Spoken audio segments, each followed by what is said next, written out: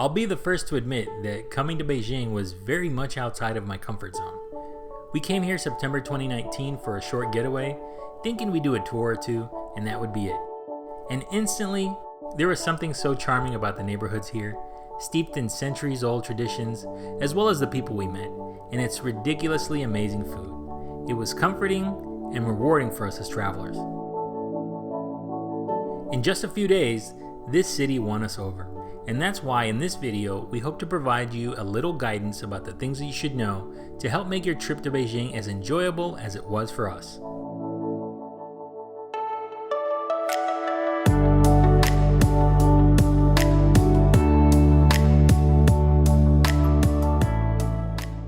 Welcome to Beijing!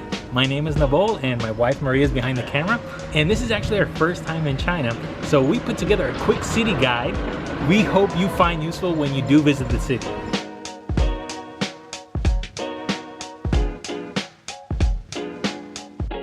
First, let's talk about what you need to get done before your trip, starting with your visa.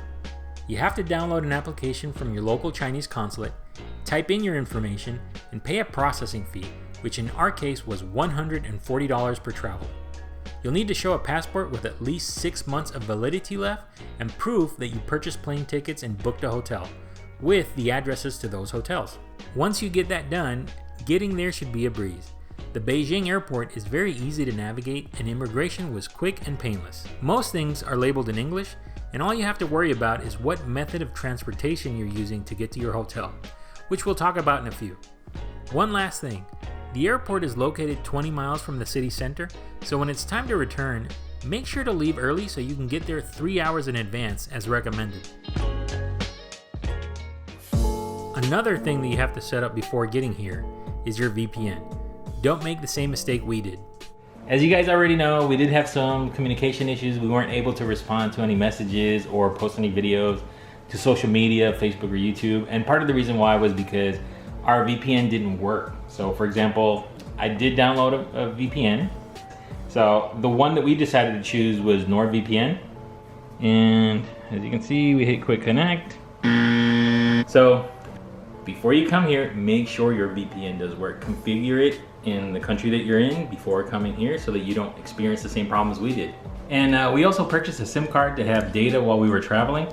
But unfortunately, this only works with unlocked phones. And we believed our T-Mobile phones were unlocked, but they were not. And unfortunately, I did not bring my unlocked Android phone, so I wasn't able to use this card. So make sure that if you do plan on buying a SIM card for data, because this is just for data, to make sure your phone is unlocked. That way, you're always connected. There are several apps you should consider downloading, like the Osmond offline navigation app, WeChat to communicate with your hotel or make purchases, the Didi Chuxing app for rideshare options, and an air quality app like Air Visual if you're sensitive to allergies or simply need to know which days are better for recording outside versus doing a day trip somewhere else. Moving on to lodging. The most important thing you need to know before deciding on your type of accommodation is that every traveler is required to submit their passport and visa information to the local authorities for registration upon arrival. Having said that, most hotels would do that for you, which is why we settled for a hotel over an Airbnb. Plus, many hotels also provide a local phone, make reservations for you, arrange a driver to pick you up and drop you off at the airport, or take you to the different attractions. But if you're staying for longer, an Airbnb might be worth looking into.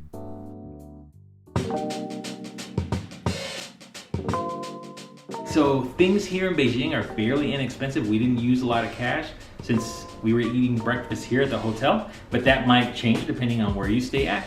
And on average, we spent about 100 yuan per day, and that included food, snacks, transportation, and admission to the different attractions that we were seeing. So keep in mind the activities that you're doing for the amount of cash you should take along. Just to give you an idea, we spent $633 for 7 nights at our hotel, including tax. Tickets for the Forbidden City are $6 to $9 depending on the season. In terms of food, you can save more money by shopping at a supermarket or convenience store. Fruits are a few cents, water or soda is about $1. Then, the price of fast food is slightly cheaper than the US, A single burger will cost around $1.75 and a drink is around $2. But better to go to a non-tourist spot where you can get a decent bowl of noodles for around $2, plus the tip, which is not expected or required, but it's a nice thing to do if you are offered good service. Maybe a couple of bucks at a small restaurant, or if you're at a nicer restaurant, 10 to 15%. Tipping drivers is also up to you. You might leave $1.50 per person taking the cab, or if you hire a driver for the day, $20 or so depending on the service.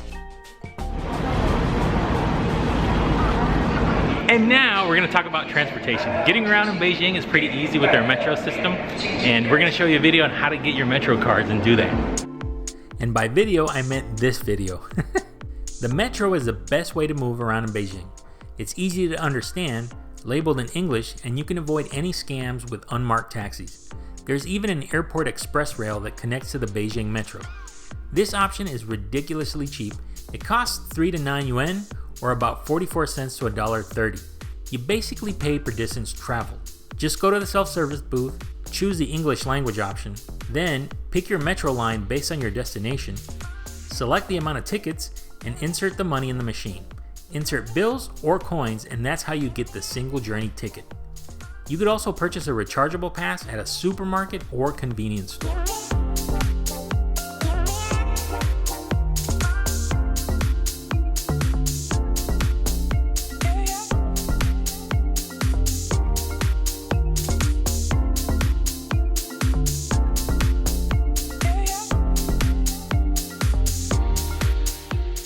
So the train here is very modern.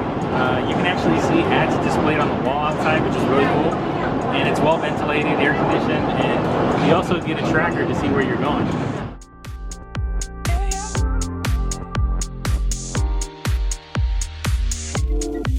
So when exiting out of the metro or subway, you have to check it out. And if your ticket is rejected, most likely you have to pay a fare adjustment. So you probably over-traveled. You can find one of the booths where you can pay the difference and then you can exit. Aside from the metro, you can also take a bus or a tram, but you'll need to have the exact amount of fare if you don't have the rechargeable transportation pass. And in terms of taxis, we avoided them altogether, except for the drivers that are hotel contacted directly. Finally, let's talk about exploring. We have an entire separate video on things to do in Beijing, but this is more about what you can expect. Because Beijing is such a big city and there's so much your feet can take, the first piece of advice would be map out where you want to go. Keep your goals realistic and bring comfortable shoes. 1 or 2 attractions per day will do. Even better if you can include places to relax like the Lama Temple. You should definitely carefully choose where you want to go, because you do not want to end up going to a place that you weren't too sure about and then having to walk like this massive area and then, looking for a way out. Yeah, and, you want to save some time and, do a favor to your feet. Yeah, definitely do a favor to your feet, because the lines here can be long, like really long, and you don't want to be standing around too much. Also, you can ask the hotel to book the tickets in advance online. That's going to save you a lot of time for sure. You can also make your life easier by taking a tour. Let the locals take you around and enjoy some hidden gems. Our food tour with Lost Plate was one of the best things we did on this trip, and we would do it again in a heartbeat. One last thing before we let you go. We have to talk about the bathrooms. There are public bathrooms all over Beijing. They might not be what you're used to, but carry some tissue with you and embrace the experience.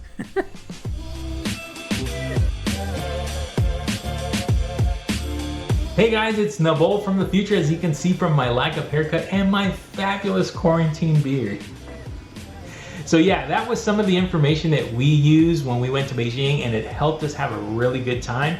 We didn't stress about what we needed to do or the things that we needed to get for our trip. So that really helped out a lot, and we hope it helps you enjoy your trip when you get to go to Beijing. If you want a more in-depth guide, we do have a free guide that we'll leave a link to in the description box below. If you have any comments or questions, also please let us know. We enjoy any feedback that you have. And as always, guys, thank you so much for watching, and see you in the next one.